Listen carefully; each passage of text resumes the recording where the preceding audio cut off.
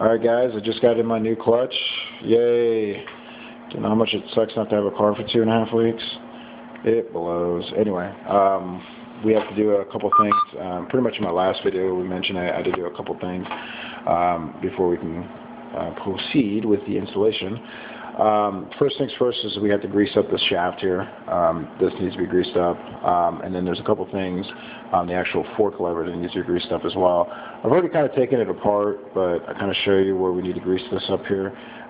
These two fingers here, so this one here and down here, those two needs to be greased up.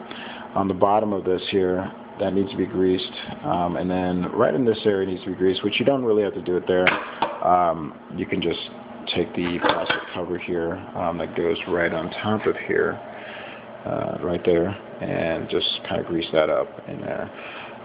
The actual throwout bearing itself, this needs to be greased there, this needs to be greased here, and then this back part needs to be greased here. One thing I wanted to mention, if anybody was working on a Hyundai with a throwout bearing, or basically a pull type clutch, you never want to install this prior to installation. So basically you never want to have that installed prior, because you're never going to get it in. And if you do happen to get a clutch that has this installed, you can actually buy this tool that actually pries the wire, separates it, and you can pull this out.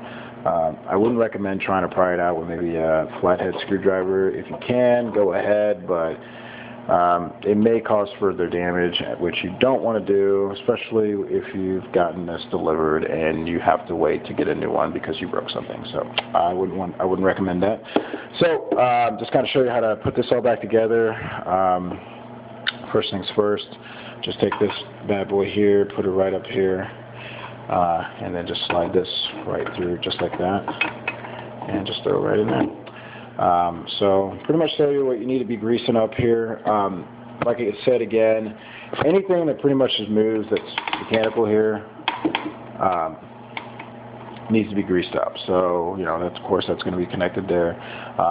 And anything where that's going to be applying force, it needs to be greased up. So really important to make sure that's all squared away. If you don't grease it up very well, you're going to get squeaking and it's going to be annoying. So other than that, I'm going to go ahead and start working on that. And pretty much in my next video, I just kind of show you how to torque it to correct spec.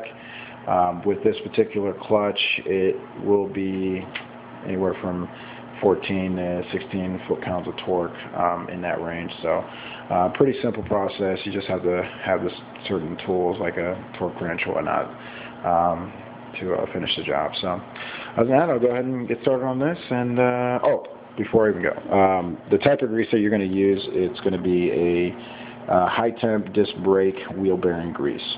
So you don't want to get just a cheap grease. You want to get a high temperature grease because there's basically a lot of heat that's going through there. So you want to have a grease that's going to handle all that. So, and I bought this at your local auto shop. You know, AutoZone has it. So you just use that, grease that up, and it should be good to go. All right.